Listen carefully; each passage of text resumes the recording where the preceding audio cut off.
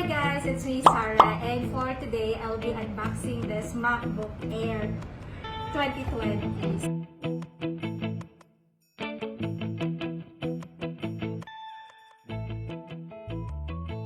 So as you can see, I am currently using the MacBook Pro na pahiram ng company, but now I'm so excited because this is all mine. Kaya samahan niyo ako mag-unbox.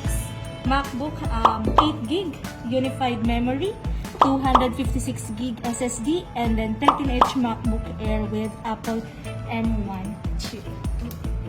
Ay, nanginginig ako kasi excited talaga ako, guys. Ito na yun. Ayan. Wow. Woo! Grabe. Papakita ko lang ngayon is ano yung picture niya, gano'n siya kanipis, and kung ano yung laman ng box. So, ito mismo yung unit.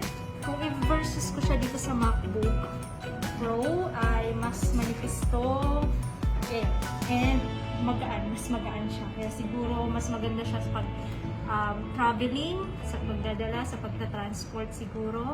Pag mag-move ka ng table, so mas maganda siya. Color silver. So, ang kasama sa box ay itong cable cord niya. Cable cord. And then, this is the brick. Ganyan siya kaliit. So, mas maliit din siya i-compare sa MacBook Pro na charger. And then, lastly is the manual. So, pagka-open, so, mayroong protected na screen. So, mag-open na siya. Wow! Edge to edge. Ito na yung itsura niya talaga. Ayan. So, may bago siya dito, fingerprint. Ayan. And then, yung keyboard niya, mas matte. Ayan siya. And then, mas malapad na din ang kanyang touchpad. And, yung nagustuhan ko talaga, sobrang lightweight siya.